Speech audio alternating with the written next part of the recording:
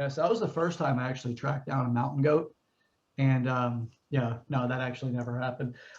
Welcome back to another episode of Waking the People. I'm your host, Sir Chad Everett Broshears, and I'm with my co-host, the man that even Prince would sing about, Joshua, your Patriot, Mike Kraken McClendon. God, you got a long introduction title. I do. And it's like every month I want to add just a little more to it. I think you have been. I can't remember what it started as, but welcome back to another episode of Waking the People. If you have not subscribed yet, please do so. Pound that bell, hit that like button, share, all that good stuff. Good show today, Chad. It's been an interesting week. There's actually some good stuff to talk about, especially more on my end. You know, there's a topic that we haven't discussed lately, and that's the crypto market. And it's been a beautiful week. It's been one of the best weeks, Chad, in months. So we're going to get into that. Biden came out and did a speech a couple days ago about the future of the EV market in the United States and how what his plan is. So that's going to be a pretty cool topic. I know Chad's going to have some great stuff to share about that.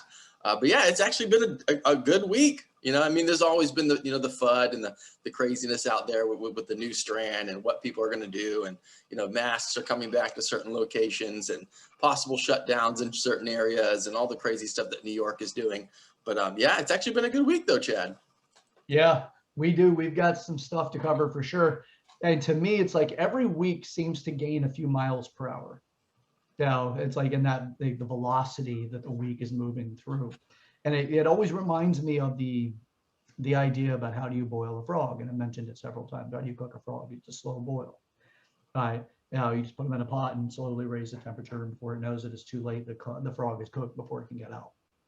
So same concept with us is that we continuously have a little bit more that's changing our way of life now. And it's not so much that it hits us like a freight train, but when we look back, we can say, damn, that's a lot of change in a short period of time.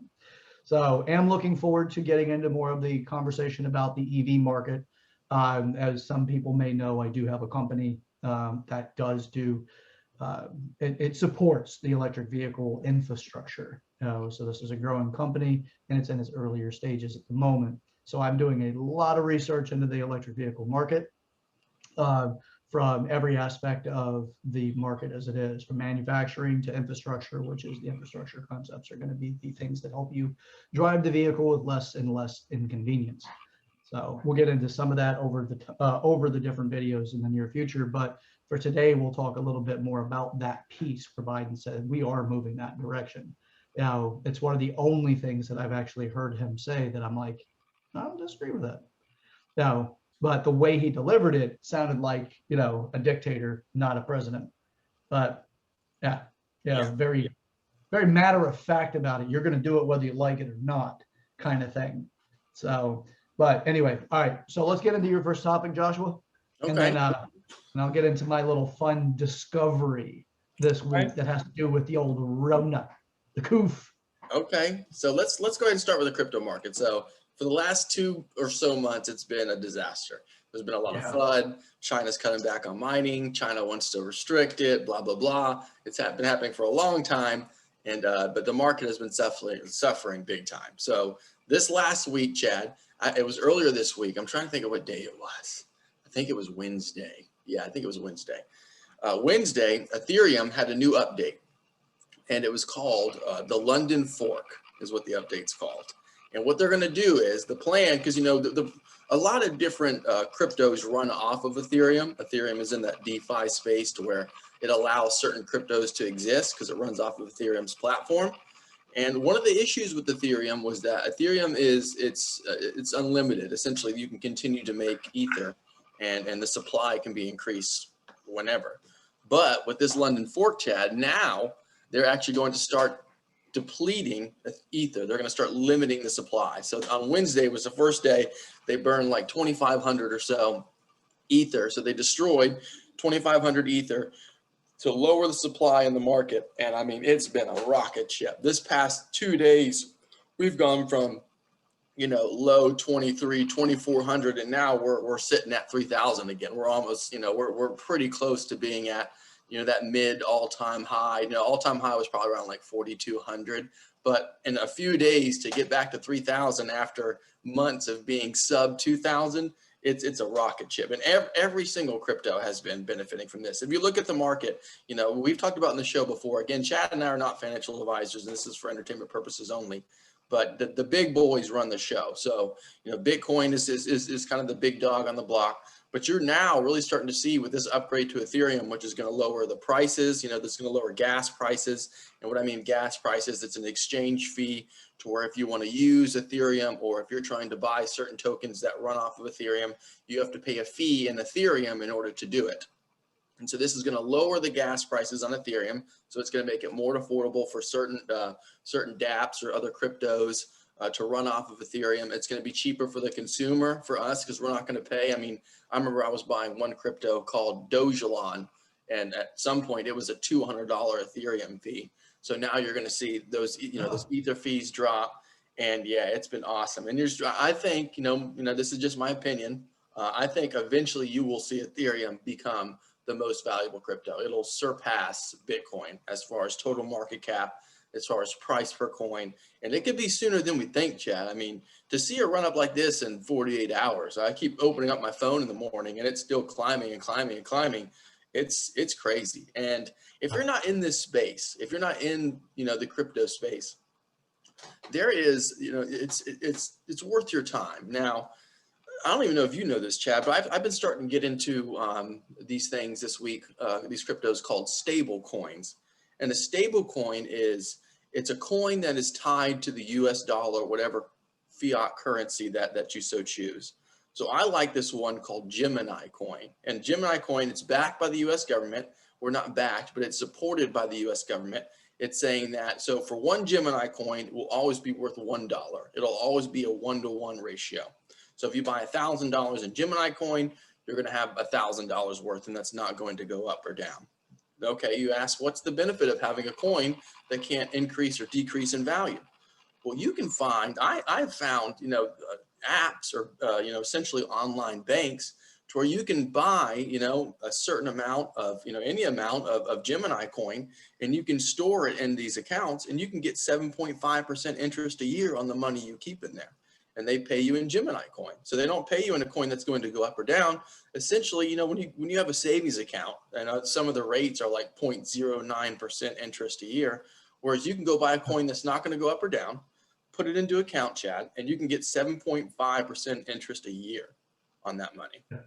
You know, that I see that as a way of normalizing a cryptocurrency, but also putting that cryptocurrency into a structure that can be controlled.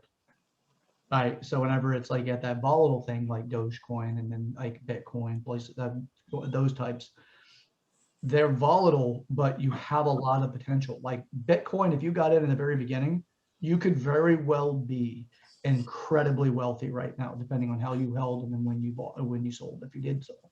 I can see that one of the factors is, okay, you're losing the volatility, which volatility is not always bad. It's not always good. It's just that it moves quickly.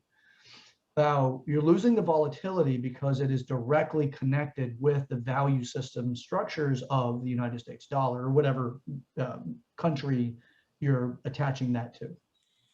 So I also see that if they're going to give a 7.5% return on it, that shows that it is encouraged to go that route. Which, why wouldn't you take some of your regular savings and put it into that? So now with the stability comes the comfort and concepts of safety, where you're like, oh, this is going to be a safe currency. It's not a guarantee. At some point in time, it could turn into a hiccup, or there could be okay, well, we're not going to support it anymore. But if you're going to go in it for at least as long as you see that return on it, and you're getting the return off it, that's the thing. They're giving you a 7.5 return in the actual currency, not in the US dollar, although it's supposed to be exchangeable. If you want your US dollar at that point, you just exchange the amount. Now, I wonder if there's going to be an exchange fee that the banks offer. The other thing, okay, good. So far, right? The other is, I'm curious. I've read that Wells Fargo was getting involved in cryptocurrency. They were going to make their own. Really? Their own token? And I don't know which one, if they actually did it and never made an announcement. There's a benefit to doing it and not making an announcement initially. because they're like, okay, well, this is going to be this, and this is what it is. It's a game changer type, right? Which all it is it brings it into the parameters that people are more used to at this stage. If you're used to spending the US dollar, and you're used to the concepts of using the US dollar in investment direction, you're used to it. You have this fantastic opportunity that Bitcoin and the other cryptocurrencies offer, and they're like, okay, well, since this is already going on, and here's this thing, I may lose some of the potential of the major gains, but I'm securing a long-term opportunity with it. I'm going to take the currencies here that I've made a good deal of money off of, and I'm going to go ahead and transfer that over now instead of just cashing it out completely.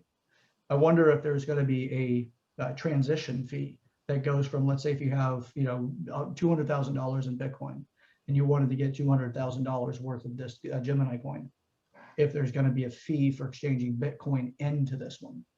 So I think it depends on the platform. So I know like on Coinbase, if you have Coinbase, you can convert one coin to another. Like you could do Bitcoin to Ethereum, and I'm not sure if Coinbase has Gemini coin. There's another one called USDT, which is this US dollar token, which is identical to what Gemini is. Gemini was started by the Winklevoss twins. The Facebook, the people that created Facebook that Mark Zuckerberg stole it from. Oh no, I really. Yeah, okay. yeah. They're the ones who created it and kind of just started Gemini. It's a trading platform too. But there may be a fee, but sometimes like on Coinbase, sometimes it's like 50 cents. It's not a giant amount. It very, and that was the big thing with Ethereum too, kind of lowering its fees as far. But that's more like using the actual blockchain. But if there is a fee, I use, and I don't get anything for this. I really should. I use an app called BlockFi, and there are no fees. You get 2 free withdrawals a month. So all the Gemini coin that I have in there, I can take it out whenever I want. It goes straight into my bank account. Now if you exceed your 2 free withdrawals a month, there is a fee. So after your 2 free withdrawals in a month, you could pay a fee. And that's compound interest too. So, you're getting that 7.5%, it's increasing, they pay you in that Gemini coin. And after that, as you continue to accumulate, your interest, you're going to get, paid interest on that interest. And it's pretty cool, Chad. Which, do you know what banks are participating? It is backed as far as what banks are backing BlockFi. I want to say Morgan Stanley is one of their backers, but I could be wrong on that. It is like BlockFi is one during the crash that we had last year in 2020, or at the beginning of this year, the giant crash in the crypto market. One of the only, you could really think of BlockFi as almost like an online bank. Like I said, kind of like Chime. You might be seeing some Chime commercials or Chime advertisements. They're one of the very few companies that didn't go, under. And they 100% guarantee your liquidity and all of your assets that you have, that they'll be able to pay you out. So I think you'll start to see a lot of this stuff moving forward. But as far as the fee goes, if you pick a good platform, I used to use one called Nexto. Nexto is pretty good too, but I like BlockFi a little bit better. As long as you don't exceed your withdrawals amount per month, then you can get around fees. Okay. Yeah, it's just, and learn your system, whatever it is that you're using. However you choose to use it. Check with your bank before making any moves to see if they do accept these token, that they're set up for it. There may be smaller banks or other banks that don't actually work with it. So as far as advice in that direction, and as Joshua had said earlier today, and we've said many, many times in our videos, this is for entertainment purposes and informative values, but this is in no way telling you what to do, how to do it, or where to spend your money. There's no promissory of return on any of this. It's just so that you have some different insight.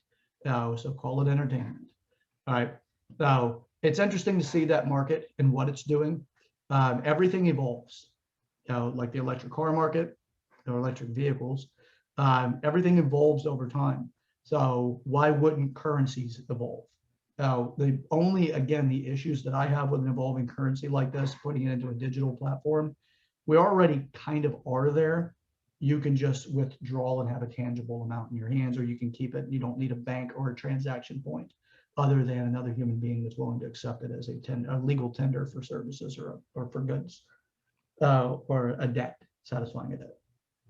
So I'm just not a big advocate for anything that would actually, and I know right now, if a government agency the ones with the ability to do this anyway, if they were to contact my bank and say, hey, Chad's not allowed, freeze his account, I would be in a situation where my account would be frozen.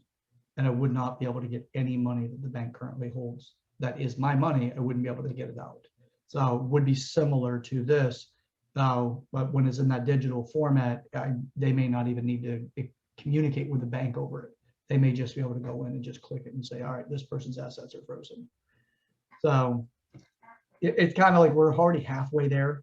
Just my concern would be now you have you can't keep this currency in your mattress. No. Right? You can't hoard it away in a piggy bank. You can't keep it on your person. It's all just agreed that it's there. It's, what we call it also fiat currencies, right? We just agree that that's what it is.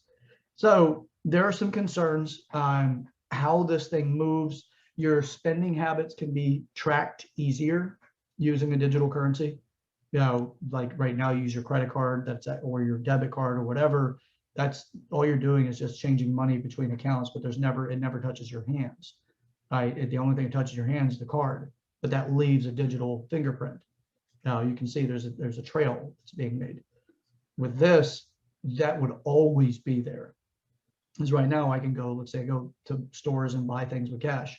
The only receipt, the only identification that I was there, any way of finding out, is the receipt and the security camera, right? Testimonial of the employees. I'm not trying to play some Jason Bourne shit over here or anything like that. It's just more of know what the excitement and the hype can do and how you can give up something without realizing it. So I'm more of a constitutionalist, and I'm all about preserving our rights with the Constitution, excuse me. So with that, it's awesome that we do have opportunities in growing. I don't want to see anybody in control of our money more than we already have. Actually, I want to see people with less control of our money, and we have more. So hopefully it goes that route. I know Bitcoin has promised that they would never have that kind of structure where somebody can control it. I believe Ethereum has also promised that no one would be able to control that structure of financial values. That they themselves don't even have it because the way the system is set up. So as far as that goes, I mean, we'll see. I would treat this the same as anything else. I wouldn't put 100% of anything into this. I'd give it fractions. What's the safe fraction that if it were to disappear, it's something I could do without. So, and not be destroyed by the fact that it's gone. Not to over leverage. That's what the benefit inside of the volatile market is when you start playing with money that, if you can do without it, but it has such a return that it changes your life, that's awesome. And that's the dream everybody has when they invest. But if you invest so much that if it's gone, you can't do without it, your lifestyle will have to change to the negative or undesirable. That's where people get caught up, and that's the gambler's addiction. You got to watch out for that. So only work with the kind of money, in my opinion, work with the kind of money that if it were gone, you'd still be okay. You would still not have to change your lifestyle. You wouldn't need to go into debt because of it. It would just be, no, okay. All right, well, that sucked. I tried it. Because you can still get a nice return off of that. You may get a big return off it. You just never know. So I went on a little bit of a preach. I pulled out my soapbox. All right. Get it, Reverend Chad. All right. Stick to that 50, 30, 20 rule. I'm sure Chad has heard of the 50, 30, 20 rule. If you have not, maybe go do a little research on the 50, 30, 20 rule as far as your financial health. That's something that, a lot of people neglect, especially in America, just because we live in a consumer-based society. And we see people on social media and people around you that are, spending money, new cars, this and that, going out to eat at fancy places. And, what we see online, like, oh, this person's living so lavishly, they must, make a lot of money. But in all reality, they're spending 100% of all the money that they make every month. So the 50, 30, 20 rule can kind of help you avoid that kind of lifestyle and live below your means in a sense. So yeah, it's finance is fun. It's especially once you start to get good at it, and the more research you do, if you spend time and getting into your own financial health, it can lead to a lot of benefits down the road. So let's go ahead and do EVs. Let's jump into that a little bit. So Biden came out, and Chad can correct me if I'm wrong, because I'm turning over the reins as far as the expertise go. But Biden came out and said that by 2030, he wants to see at least 50% of the automobile market in the United States be electric vehicles. It looks like there's going to be some backing as far as Ford goes, that Ford, and I think was it Ford and GMC that the government said that they're going to kind of help. Yeah. Well, So, Ford doesn't need the help. No. Ford's an interesting company. GM will take it. Ford doesn't need it. So, but they're getting the backing in language. They're getting the backing in the conversations for infrastructure. They're encouraging people to buy electric vehicles. That's what the government is doing. GM, if there's going to be an opportunity for them to get support by the United States government, they're likely going to take it. They had done that during the bailouts in 2008, the TARP money. Ford denied the TARP money. They refused to take it. They came out. They did not go into a bankruptcy situation where they needed TARP money to get out of it. They did an awesome job, and I have a huge degree of respect for them for that. The others took it though. So GM and Chrysler, they took the money. So, but as far as this next move, I'm not a fan of the way that Biden speaks. I think Biden speaks like a dictator. He speaks like you will take it and you have no choice. So there's a couple of things that he did do and say that had me go, because this is an area that I actually enjoy researching. He said that he has got a devotion of the big three to have far more fuel efficient vehicles that reach 30 plus miles per gallon by 2026. Here's the thing that if you don't study, you don't research, you don't look into this stuff, you will be fooled and think, wow, that's awesome, Biden. Biden did not come up with that. No. That was already agreed upon years ago. Trump had a role in some of it, but they're going to give the credit to Biden. So that was an agreement that was already well made. And all of these, it was not a mandate, it was an agreement, and they're all showing that projection. All it was is by him saying that is to take credit for himself and to kind of, let's say, kind of open up to so that the country is reminded of that agreement. So not a lot of people knew about that agreement before, unless you're looking into it. This was basically the stage presentation of it. So yeah, 2026, they expect to actually have over 30 miles per gallon. They're actually supposed to be getting closer to 50 miles per gallon with their technologies. So, and they have been studying this stuff. They have been working on it, research and development. The big three have been doing that in the United States. Other companies outside of the United States are also going by that because that's a set point that our DOT will require. So they're going to change the literature once we get to that time.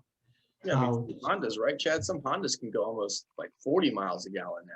Yeah, and then you get into the hybrid technologies. There's different hybrids. There's the non-charging hybrids, the types like the Prius, stuff like that, that you don't plug those in. The car itself just generates its own electricity, and through the ICE, which is the ICE stands for internal combustion engine. So that's ICE in the automotive industry, which is the traditional engines that we're familiar with. Put gas in, it combusts and it moves the pistons and your vehicle moves. It's a really simplistic version of it, but still that's what it is. We, pretty much if you're listening to this, you likely either have one or have had one. So when you get into these hybrids, there's multiple different types of hybrids. There's the type you don't plug in. Those are you're familiar with them, like the Prius is probably the most famous of the non-plug-in hybrids. You just drive it, the alternator charges the onboard battery, and the battery will be used at low requirements, like so low speeds. It also shares load when you are moving at regular travel speeds. But if you go to pass somebody, you're going to use the ICE side of it. You're not going to use the electric side. And then self-regeneration through the braking system. It's actually really genius what they did with this. It's the rotation of the axle the wheels are on, and there's a magnetic pull against the axle. So as you apply your brake, the brake actually uses, there is a brake, and then there's the draw down on the electric magnetism, which slows the axle as well, but also causes it to charge the battery. Tesla, and not to cut you off, Chad, Teslas, they do that too as well, right? When Yep. you just put your foot off the gas, that brake, it'll brake itself, and through that braking energy, it'll actually charge the battery a little bit. Yes, exactly. Now you don't get a one-for-one return. it's a diminished return because acceleration is more costly than braking regenerates. But it does pick up something. So yes, Tesla, all the Audi's electric vehicles do it, BMW. So it's pretty much, that's a technology that's widely used. It's just not a lot of people understand it because they're not used to it. Also with like using the Audi, there's paddles behind, like you have the shifting paddles on a lot of cars. Theirs, they have paddles behind the steering wheel that you can use just like the shifting paddles that are for braking. So you don't even need to touch the brake. So there's two of them. There's a light and heavy pull. The heavy pull feels like you hit like you're pushing on the brake pretty hard. Not a hard pull, but like you've just given about a quarter of the pedal a brake of the total range. The light, you can just feel a slight reduction of force. So you're like, oh, okay, we're slowing down a little bit. And then there's the, I'm slowing down quite a bit. And then there's what the real brake does. But that's how you can do it on an Audi, especially the e-tron, which is a really neat little feature. Kind of turned the game of turned driving into a little bit of a game. So when you saw like you were going to be stopping at a distance, you tried using the regenerative braking to stop the vehicle instead of brake pedals. I don't suggest that. When you drive it, you'll find out what I'm talking about. I'm not saying you should do that always. But if you haven't taken one for a test drive and you're considering it, go do it. Take one out. The electric vehicles are really interesting. They're usually jam-packed with new technology that other vehicles don't have, or you have to get to a real high end of the other vehicles in order to get it. There's a lot of benefits, and they are still offering the $7,500 tax credit for a lot of vehicles. Tesla doesn't have it anymore. Chevy Volt, they did such an amazing job with the Chevy Volt that they ran out because they're only allowed 200,000 units of a particular brand and a particular model. Then the tax credit is gone. So they're trying to petition to get it back. They may actually get it back given the current administration. But as far as that goes, with the electric vehicle market, it's a really interesting one. Contactless chargers are coming. My company will be carrying those. A lot of companies are researching it right now. What it is the biggest complaint people have about electric vehicles. It's a kind of two complaints that are kind of representing the same thing, which is mileage anxiety and the availability of charging. So like right now, let's say you wake up and you realize you didn't put gas in your car. You got an eighth of the tank or less. You're going to need more than that to get to work. When you go to the gas station, you're looking at spending about 10 minutes to get through the gas station, paid, fill the tank, everything, on average, something like that. If you wake up and your car's got 10% battery left and the realistic distance that's necessary for that day's travels, and you don't have a charger at your office or wherever you're going, you can, if you have the luxury of having a DC fast charger or a Tesla supercharger around, problem is if you don't have a Tesla, but you go to a Tesla supercharger, they currently are only taking Tesla vehicles. There are some adapters, but as far as the actual charging systems, the adapters usually work from the charging system to whatever vehicle, not the charging. The Teslas are dedicated to Tesla vehicles. So with that, you may still have to spend 30 minutes to charge your vehicle. The good thing is a lot of the chargers in these larger areas, like in Atlanta and places like that, Atlanta, Georgia, these chargers will be at places that you likely are going to pick up breakfast. You may go in and sit down and have breakfast, whatever. Chick-fil-A's got them, and there's a lot of locations with Chick-fil-A that have them. Panera. There's places that are, the infrastructure. That's the part of their, the infrastructure bill. Not the infrastructure bill. I take that back. That's the infrastructure that's missing, and that's what my company is dedicated to doing: residential, commercial, and then other aspects of the electric vehicle ownership to make it less more hassle-free. So you wake up, your car's got 10% battery left. You're going to have to go and take it to a charger. If you don't have it at your house, most people will not have something above a tier 2, which is one that charges anywhere between 10 miles an hour to 70 miles an hour, depending on the unit and your vehicle. If you're using the tier 1, which is what comes with the vehicle with the time of purchase, it looks mostly like just an electrical cord that you plug in, but there's a little nozzle thing that you plug into the car side, and you just plug it into a 120 outlet, standard house outlet. That one will charge about 3 miles an hour. So it's very inefficient. If you don't drive your car at all, then it's a good charging system. Or if you have about 72 hours to charge your vehicle, and some like long range Tesla vehicles, it'd take up to 72 hours to charge. Not very ideal. But if you go with one that charges 10 to 70 miles an hour, again, it's unit and car. So it's the charging unit plus car, whichever, and you have to get the right combination. You could have enough to get back and forth in a couple of hours, which is usually done when you get home from work or whenever you get back from whatever you used your car for. The issues that people are having is they forget to plug them in. So mileage anxiety and forgetting to plug their vehicles in. We're using California as a test model because they're about 10 years ahead of a lot of other states. Florida's coming up quick because we're actually second in the nation in 2020 as far as electric vehicle sales. But we only had 58,172, interesting, it's down to the unit, right? Cars, electric vehicles sold in Florida in 2020. In California, they sold 470 plus thousand. So, but we were second, and we were just a couple of thousand more than Texas. So Texas was third.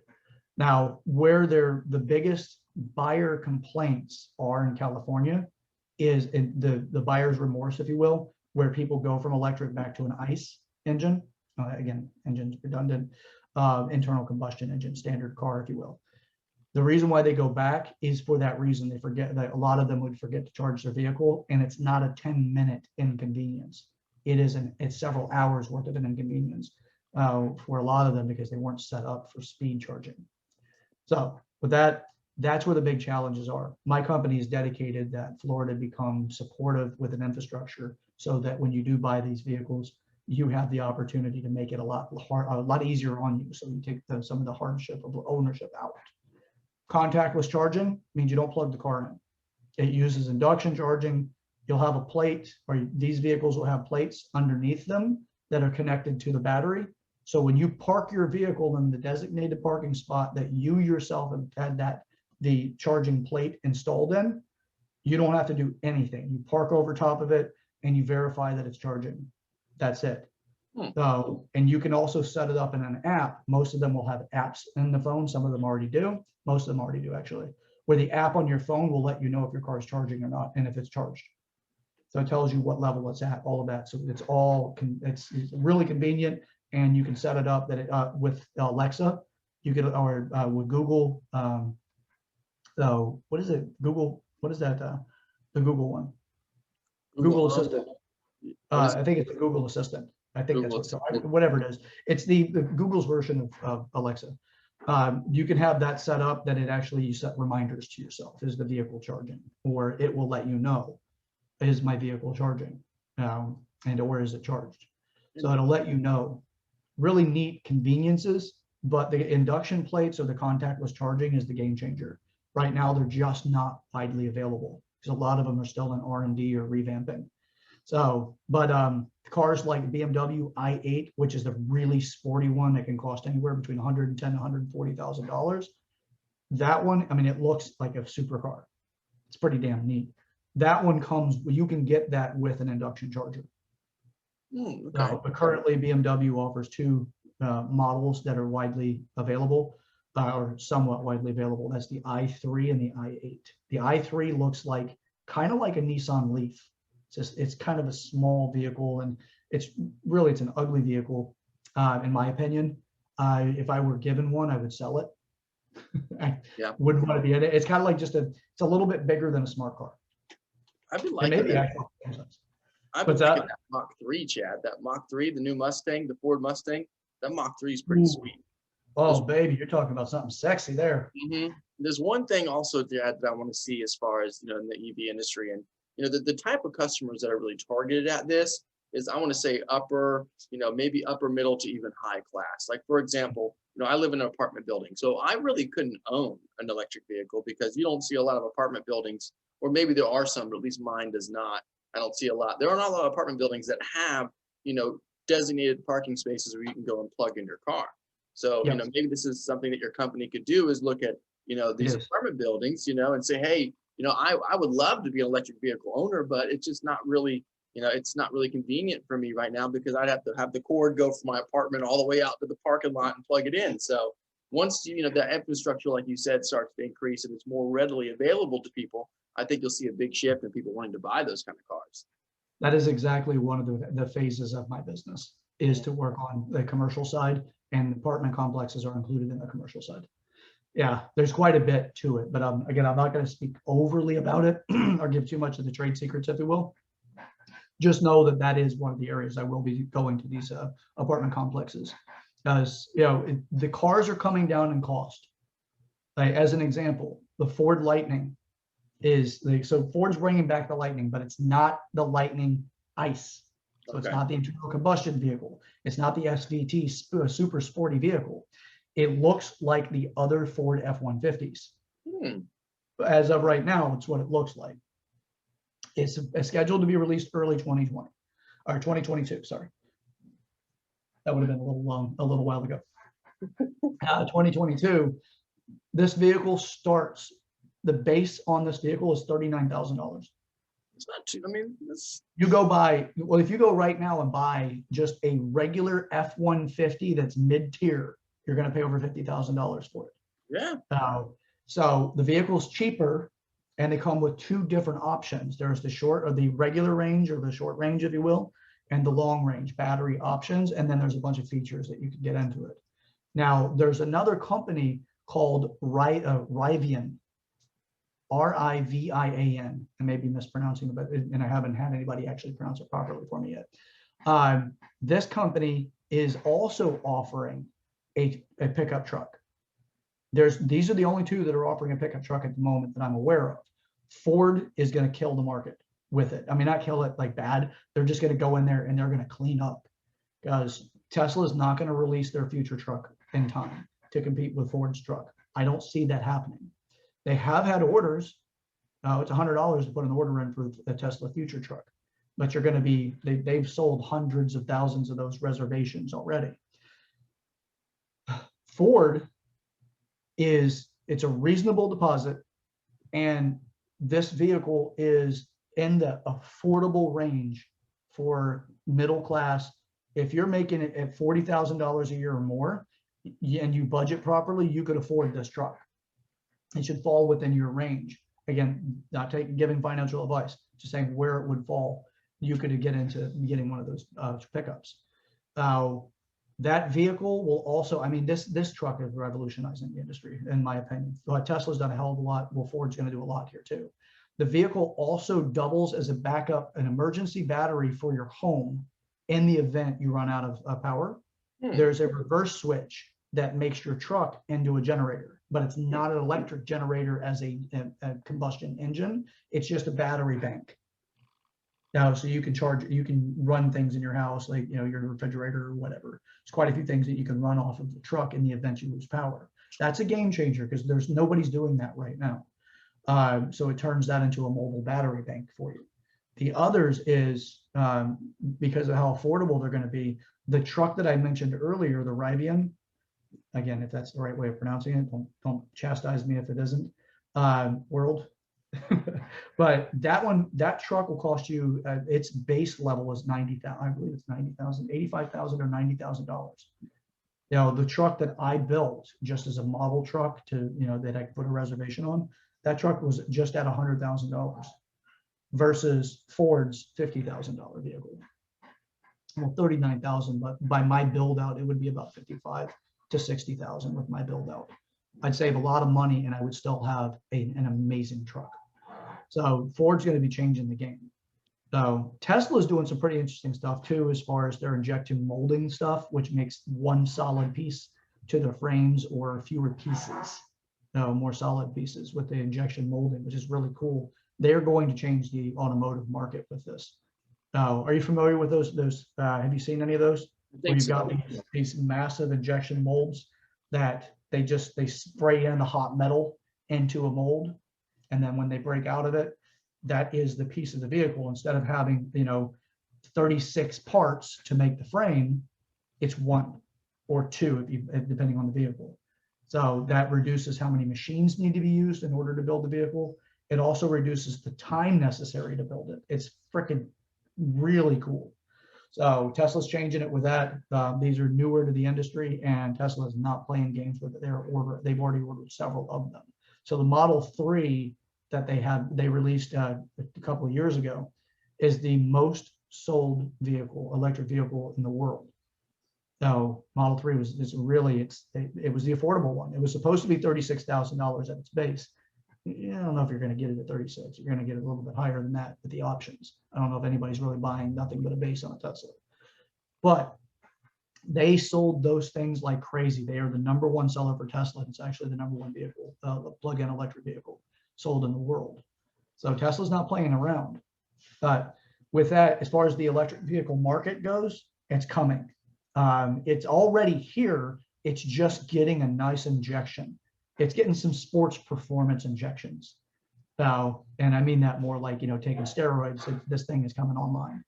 So apartment complexes would be places for the infrastructure support. There's a lot of places that are on the list for us to get to as far as the commercial side goes. So there's also, for the listeners as well, another thing is the civic engineers, the ones that actually help design roadways, stuff like that.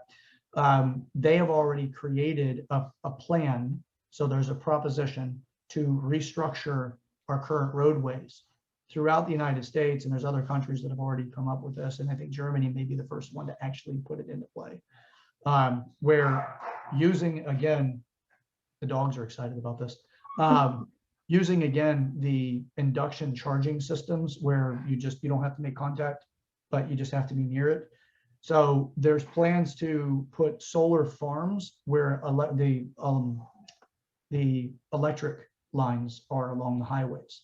So, to put the solar panels above the current electric lines, or burying electric lines and then putting the solar panels in. However they decide to do it, there's different propositions there, proposals. But what it is where those are pulling electricity they're converting it from the sun, it would be charging a line running down the highway, so they'd have to redo the highways, but they put induction charging plates throughout.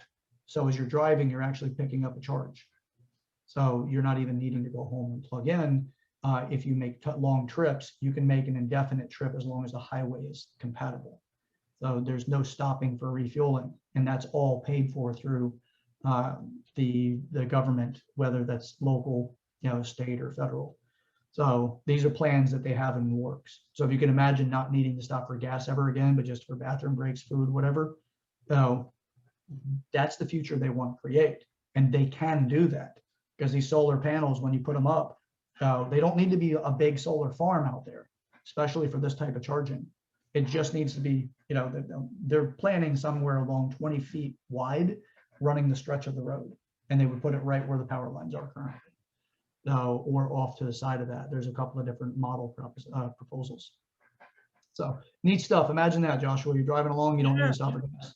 Heck yeah, that's the future. Imagine just driving down the road and you're fueling your car just from driving. That would be, it'd be a big shift to what we're used to now. And, Chad and I, we talk about this stuff, and it's going to take a while, right, Chad? It's going to take a little bit to reorganize and get this kind of stuff involved. But yeah, that'd be awesome. That'd be, like you said, a game changer, Well, imagine all the jobs that'll be created for it too.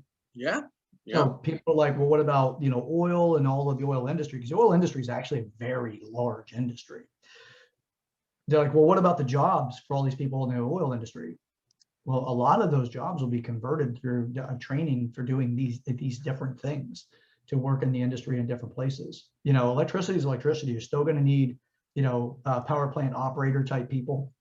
You're still going to need those, like the support systems that go around that. It's just not going to be using the same source to generate. So, so as far as that goes, it's really neat. We'll keep you posted on it. Now, I don't like the way that Biden actually presented it, and then obviously also I want them to be at this fuel efficiency by 2026. That was not his idea.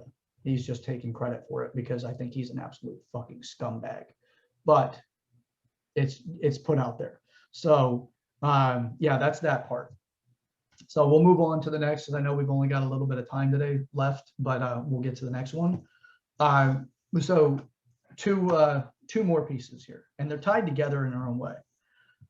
So the eviction moratorium that ran out, we talked about it on the last episode, that ran out on the 31st. Yeah, 31st of July, right? Yeah. So it ran out on, so Sunday the 1st was officially the last, was the first day that the eviction moratorium was lifted. So let's get us a couple of things here, just like for clarity. The way the media is talking about this is that these poor tenants don't have the money to pay their eviction, their rent, because of what happened with COVID. Now, there will be some people that I'm not talking about here, and there's going to be a lot of people that I am talking about here. So in the state of Florida, we received, if you were laid off during the pandemic for 2020, you were receiving $600 through the federal government, plus the state. Most people were getting the maximum unemployment through the state as well, which is $275. That comes out to $875 a week, which is more than a lot of people were making. So with a lot of the tenants, the renters, the moratorium went in place where you could not evict your tenants, but the government didn't do anything for, that I'm aware of. They did not do anything for the landlords. The landlords just had to suck it up, pay the mortgages. They could get their mortgage into a forbearance, but a forbearance is not forgiveness. Forbearance is every month that you're not able to pay for the timeline that's agreed. Once that's done, the majority of banks that are out there will immediately say, well, you have $12,000 in the arrears that's owed. You owe that to us today. Once your forbearance is over, you owe $12,000 that day. And if you don't pay it, they start the eviction process, which means it's not eviction, I'm sorry. They start the foreclosure process on you. So who got screwed from the moratorium? You have tenants, the majority of these tenants, and I mean a very large majority of these tenants that were unemployed were getting $875 a week. The majority of them were living with they had their rent associated with their earnings. So a good degree of them were making more money being unemployed than they were being employed. And they refused to pay their rent, even though they were making money. They sat on it, and what's that? Free money, just sitting at home. Yep, sitting at home. There was no obligations. They were buying a load of stuff, whatever. I'm not saying every single person, but they likely were, because Amazon became the wealthiest. Bezos became the wealthiest person on the planet thanks to 2020. Now, he already had something set up and he was on his way, but 2020 accelerated him, because that's where most people bought their goods from. So these people sat on their ass, did not pay their rent, screwing the person that owns the house, their landlord, whether it was a company or an individual. A lot of these are individuals that own extra properties as an investment. And for these idiots that are out there going, landlord's not a job. Yeah, neither is you doing nothing but slamming on a keyboard and expecting free shit, because you've been indoctrinated into socialism, which will end up into communism, because you're just not worldly educated. You're educated in your feels, not the realities. So yeah, so these people sat back. As of July 31st, 2021, that moratorium was lifted so that people could start evicting people that refused to pay their rent. Now, there are a few exceptions. These people that actually legitimately could not pay it. So not everybody got an unemployment. Some people were fired. Some people quit their jobs, or that their job had did something so they couldn't get unemployment. So, and I'm sure that there was ways of still getting unemployment under those circumstances during the pandemic, but I'm not familiar with them. So there's other people that did get involved with this. People were getting money through the stimulus checks that worked for themselves as well as their kids. If they had kids, there's a lot of ways that they were getting money. They could have helped out their landlord and worked in partnership. Some people did, but there's a lot of people that didn't. So now Biden just so the Supreme Court said you cannot extend the moratorium. It is unconstitutional. You have to go back to the House and get them to pass it in order for it to actually be an addition, so that it could be a constitutional move, but you cannot go to the Supreme Court and get them to do it. So the Supreme Court said this can't be done, it's unconstitutional. Go back to the House. The House of Representatives, the Congress people, they themselves did not pass a new moratorium. So Biden decided he was going to use the CDC. And the CDC had helped put this new moratorium for another 60 days, completely unconstitutional. It is a violation of his seat, his position as a president. Now, what they're doing is they're framing this as, well, the issue here is that it's the Republicans that want you out on your ass. So you have victim-minded people. I'm not saying everybody in this scenario is a victim-minded person, but if you didn't pay your rent, now you're crying that you're going to get evicted. You are a victim-minded person, and you're taking advantage of other people. I personally know multiple people that own properties that are being taken advantage of because of their tenant, and they can't evict them. So with the CDC's new guidelines is, if you evict somebody right now, you are liable for anything that happens to them. If they get sick and die, you're liable. And if they can't afford to get the next place and they're on the street, you're liable. They put these scary liabilities on the landlords so that they don't evict these people. So it's unconstitutional. It is against the Third Amendment. And the Third Amendment is that no soldier shall take, during a time of peace, shall take somebody's property or use their property without their permission, which is made next day. So that's the Third Amendment. Look into it. It's a pretty interesting one. It's talking about soldiers in time of peace, but what it really means is that it's the government telling you how to use your property and telling people you're not allowed to do this, and your property needs to be free to these people. You need to give your property to these people, even if it's short term. When you pay rent, you're paying an agreement that you can stay in this person's house. When you can't pay rent and you're told that you can't evict a person, that's the government saying you need to give your house for free. Because these people are still paying their mortgages for these properties. This is a really nasty situation. And in my opinion, it's part of an attempt to knock down or dissolve the middle class. The middle class is the only way you get out of the poverty level. You have to go into the middle class to get out of the poverty level. If we dissolve the middle class by the things that define it, that make them, financially capable of living above the poverty means, the poverty level, we're getting rid of the incentives to actually do things. That's a communist move. It's a socialist move. I see it that way. I don't see it like, well, they're just trying to take care of people. If they're just trying to take care of people, then the president of the United States would actually get on the TV and for their addressing the union and say, you know what? Here's the issues. These are the problems.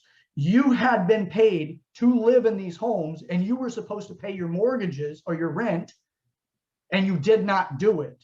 But instead, he's using the other side, which is getting your feels. These people are bad people. The majority of people that are landlords, I guarantee you, if they weren't red-pilled before this, they are now, or they're going to be. Now, they're going to look at it and be like, wow, this is fucked up. I'm not going to be a Democrat anymore. But unfortunately, there's not enough people in that realm. There's more people that will continuously vote Democrat because they're the ones that are being told they're victims. So anyway, there's a big part of that moratorium is supposed to go for 60 days. It's an illegal movement.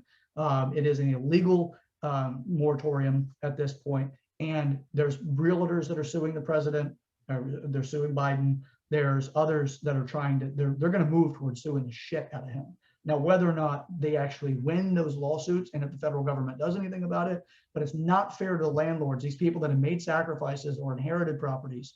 Either way, if your family didn't set you up that way, it's not their fault their family did. It's your turn now to make it so that you can do this for your kids in the future if you want them to be landlords or get off the poverty line. It's your job. Other people didn't cheat. The majority of them didn't. They worked hard. They make sacrifices. So get off your ass and start learning and get out of this mindset of victimhood, because victims will never be winners. They're never winners. The only way you're a winner being a victim is through the victim oppression Olympics. That's it. It's the only way you're going to be a winner. Otherwise, somebody else will be a winner because you say, I'm going to vote for you. I'm going to get the AOCs in office. People like that. So, all right, final thing, and then we got to close up. And I'm sorry, Joshua, I know that there's plenty that we can comment on that.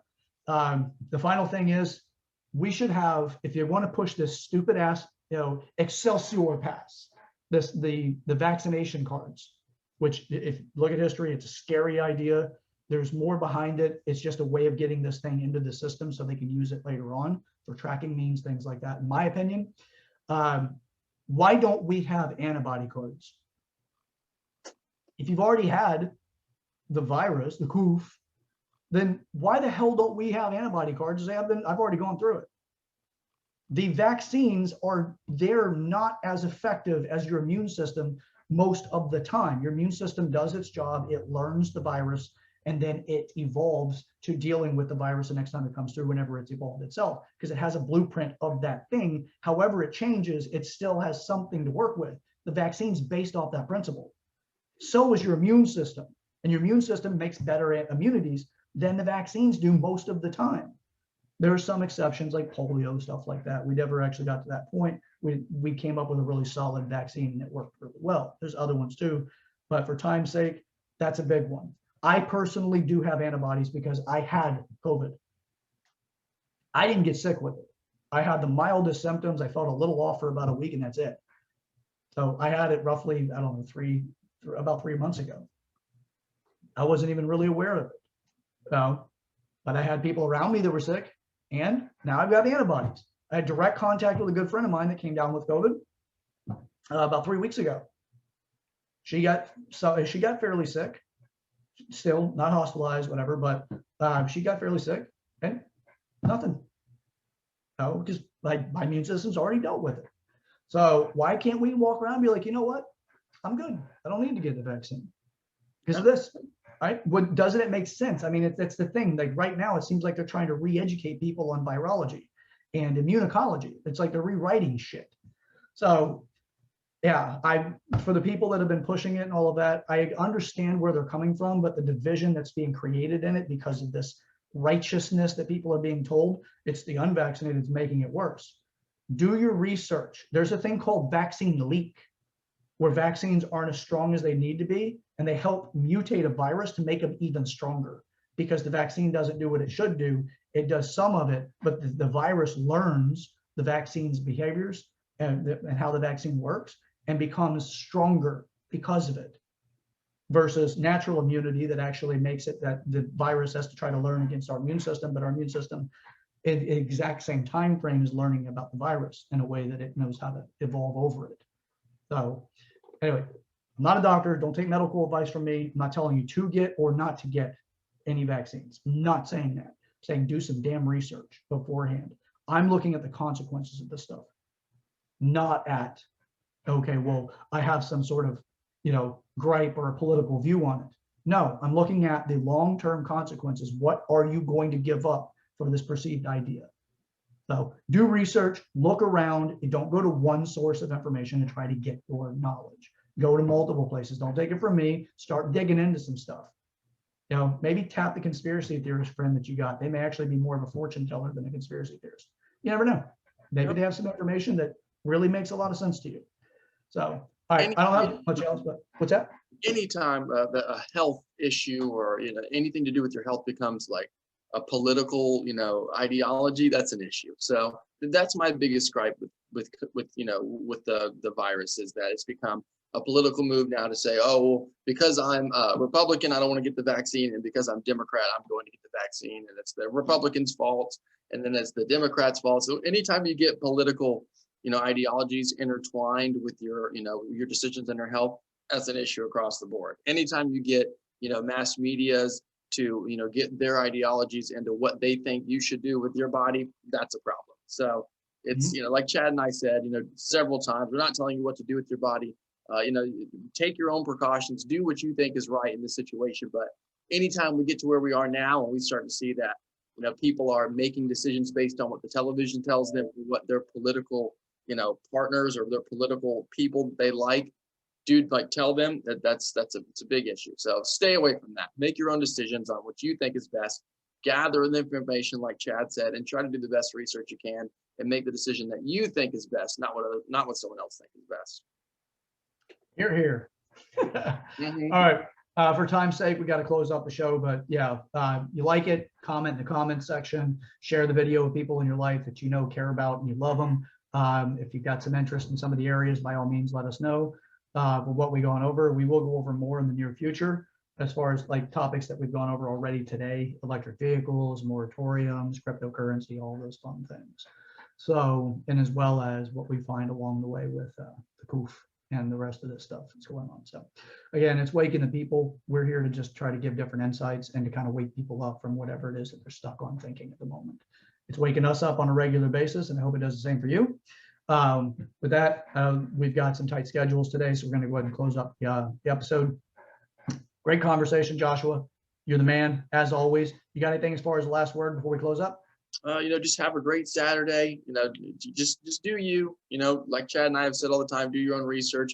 Try to look at life through your lens. Don't try to look at it through someone else's lens.